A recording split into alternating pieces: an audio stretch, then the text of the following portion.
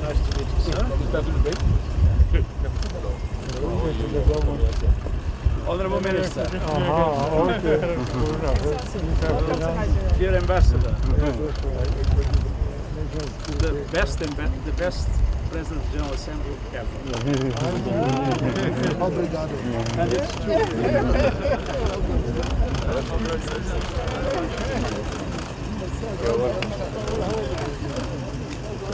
Vera Songwe, the head of the Economic Commission for Africa. And Adith, that is my representative, the head of the Sahel Development and these are members of my team.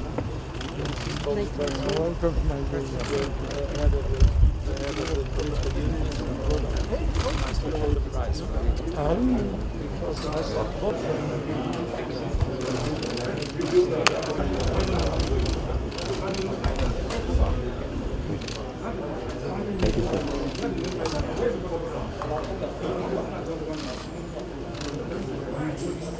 Ale.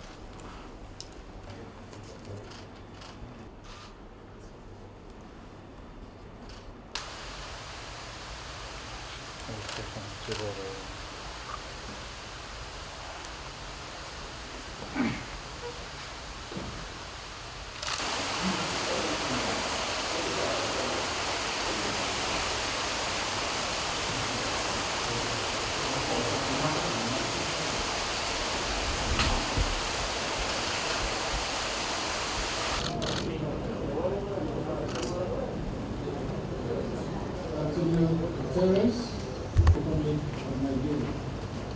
Prayer is first behind closed doors. Humanitarian assistance does it affect any other humanitarian assistance from the United Nations?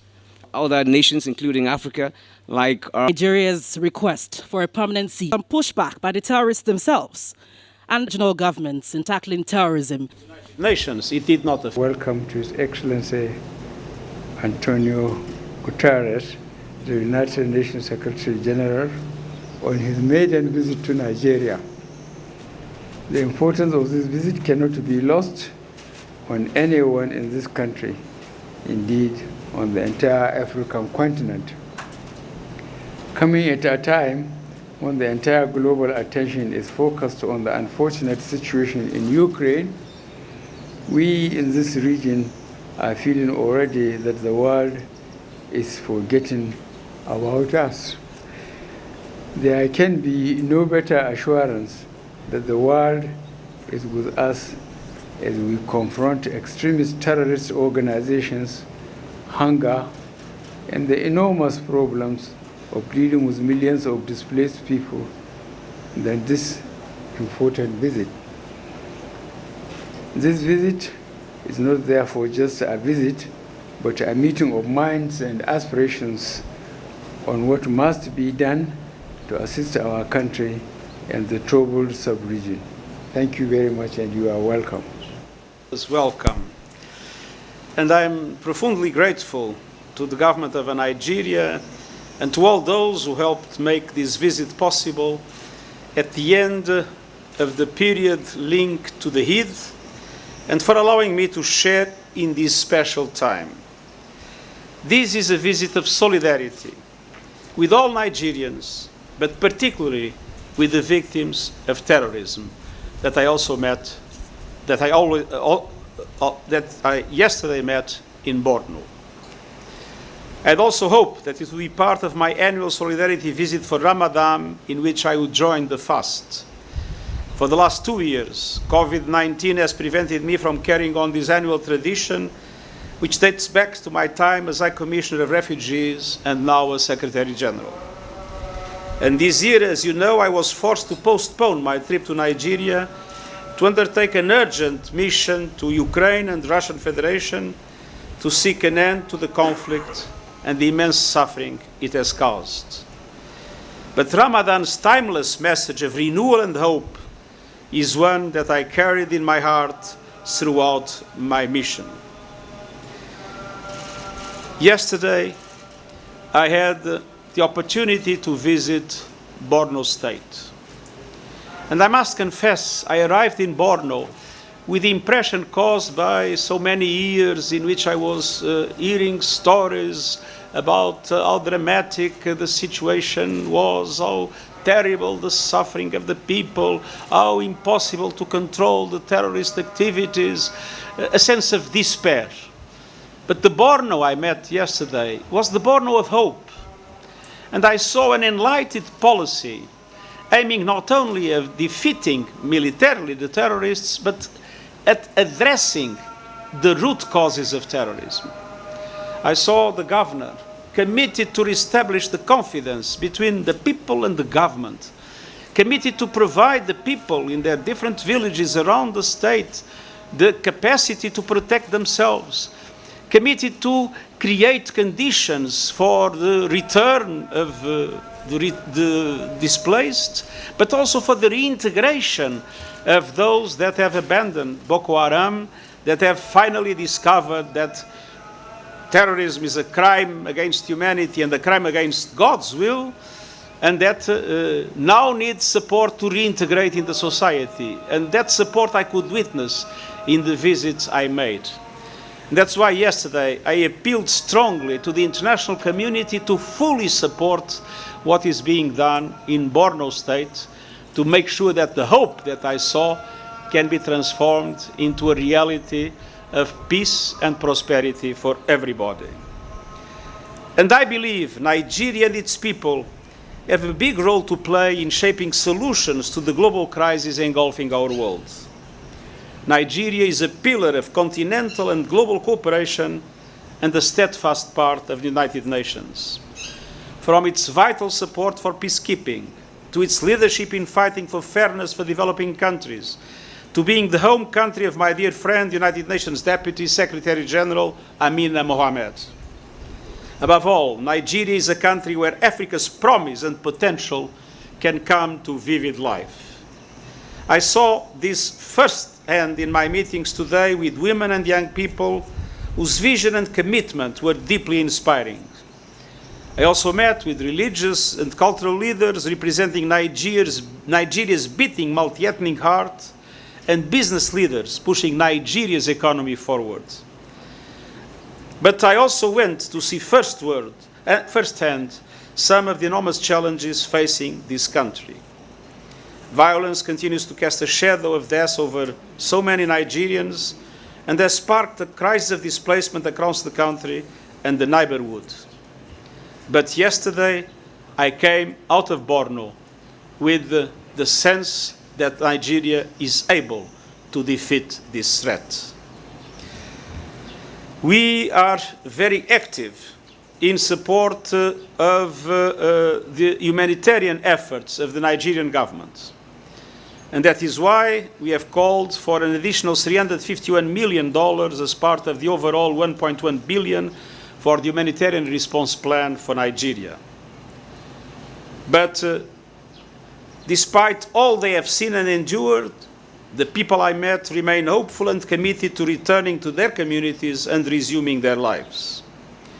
To that end, I welcome the establishment of the Presidential Committee on the Repatriation, Return and Resettlement of Displaced Persons in the Northeast. This spirit of hope amidst hardship and solidarity in struggle was also at the center of my discussions with His Excellency the President today. We discussed the importance of laying the groundwork to ensure peaceful and democratic elections next year and the full participation of Nigeria's women and young people in all areas. And we also discussed the government's measures to address security challenges across the countries.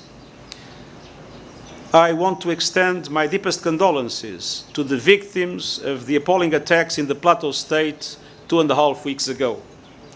It's a tragic reminder of terrorism's scourge across West Africa and the Sahel. And another reason why the United Nations is committing to supporting national and regional efforts to combat terrorism, violent extremism, organized crimes and their root causes, such as poverty, exclusion, and food insecurity. And this includes the UN's integrated strategy for the Sahel. I thanked President Buhari for his unwavering support of the multinational Joint Task Force and the Lake Chad Basin Commission. And we also discussed the other challenges that, of course, Nigeria is facing today. Nigeria was, like all African countries, victim of the unequal recovery from COVID-19. Despite the government's ambitious goal to vaccinate 40% of the population by the end of last year, only about 64% have been vaccinated so far. I have consistently sounded the alarm and called on wealthier countries and pharmaceutical companies to step up their donations and to invest in local vaccine production, supporting our fight to counter vaccine misinformation and vaccine injustice. With many competing health priorities in Nigeria, I do believe that vaccinations must be integrated with all other vital vaccinations and interventions. Then Nigeria is feeling the effects of a warming planet, from droughts, floods, rising temperatures, to crucial ecosystems like Lake Chad at risk of drying up and disappearing altogether. Holding global warming to the necessary 1.5 degrees means cutting global emissions by 45% this decade. But present national determined contributions worldwide put us on track to a 14% rise in emissions. This is a disaster in the making for all countries, including Nigeria, which is already in the danger zone of the high climate vulnerability. Developing countries need a massive boost in technical and financial support to spark a just transition to renewable energy and green jobs. And they also need to build resilience against the impacts already battering them. This includes scaled-up support for the massive Great Green Wall initiative to keep desertification in check and create decent jobs and thriving regional economic corridors that benefit all people. All development banks and the private sector must urgently work with governments to design and deliver bankable projects. We need to see 50% of climate finance going to adaptation and reformed eligibility systems so vulnerable nations can access it. And developed countries must now deliver on their $100 billion climate finance commitments to developing countries this year. I've asked the World Meteorological Organization to develop an action plan to ensure that every person on Earth is protected by early warning systems within 5 years. 1/3 of the world's people are unprotected by early warning systems, including 60% of Africans. We must change this. And then there is the challenge of the lack of access to resources. This prevents developing countries from investing in job creation, expanded social protection, food security, universal health care, quality education, and digital connectivity. I've been calling for an effective fight around the world against tax evasion, money laundering, and illicit financial flows that spread corruption and divert vital resources from the needy. The success of Nigeria's economic sustainability plan and its efforts to take advantage of the African continental free trade area while overcoming inflation and investing in the Sustainable Development Goals all depend on increased access to external resources and the effective mobilization of national ones. At the same time, our analysis indicates that the war in Ukraine is only making things worse, setting in motion a three-dimensional crisis that is devastating global food, energy, and financial systems for the developing countries. That is why, in the earliest days of this war, I established the Global Crisis Response Group on Food, Energy, and Finance, involving all UN agencies and international financial institutions.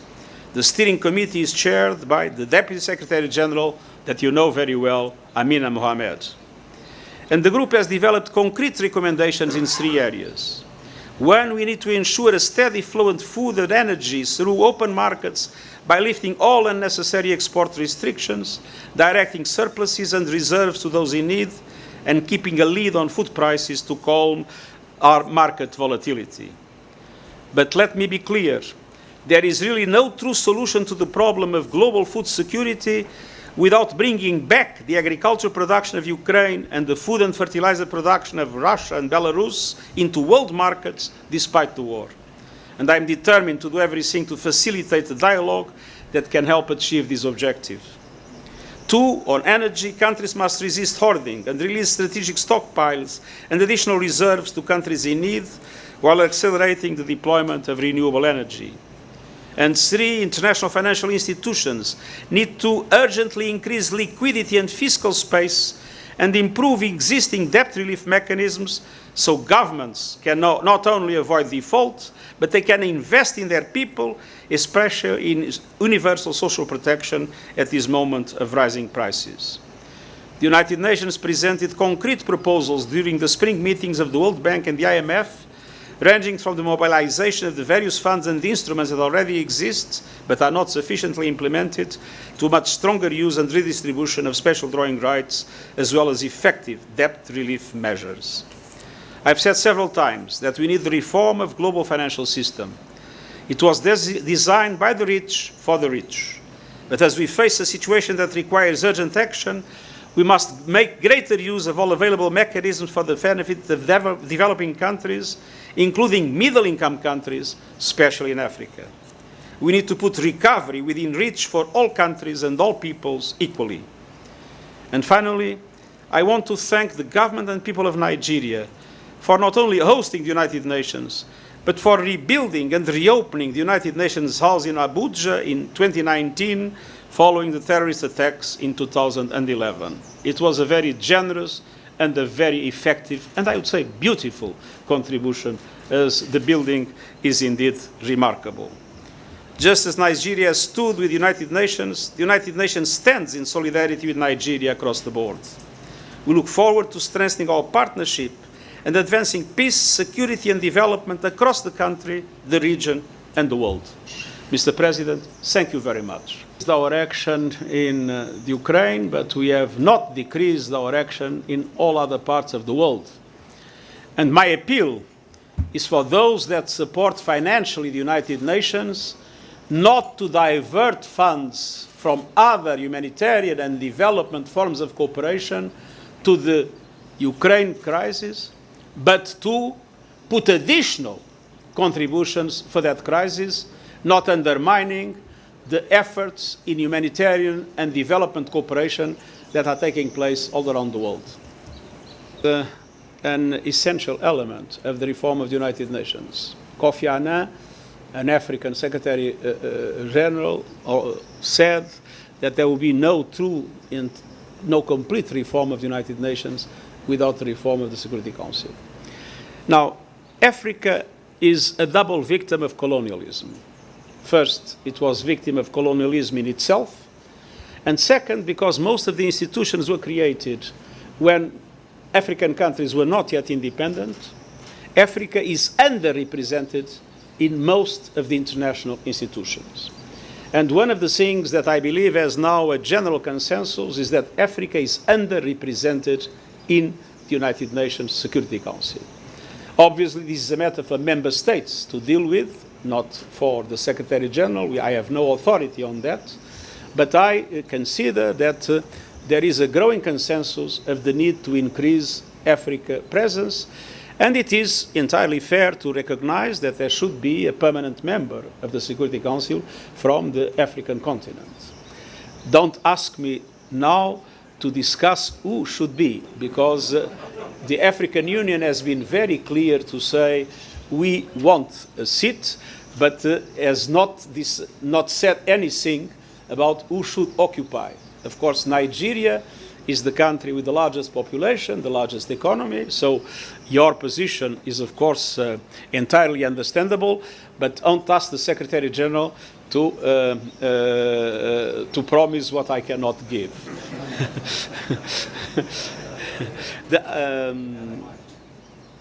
The other question about... no, it is simple. I saw it in Borno. If you fight terrorism just militarily, the terrorists will strike back. But if you fight terrorism militarily and address the root causes of terrorism, terrorism will no longer have a chance to persist.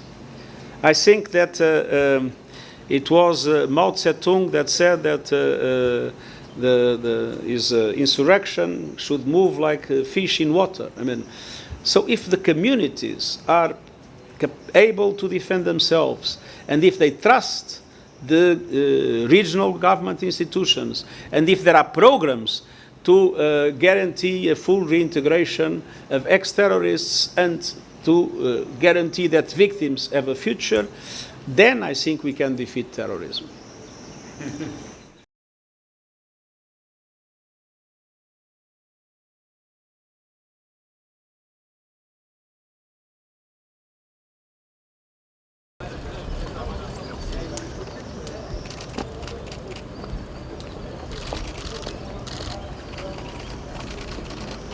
Thank you very much.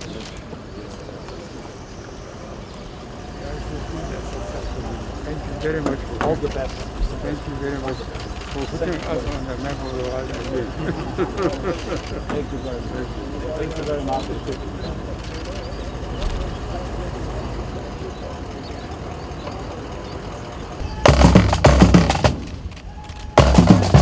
Thank you very much.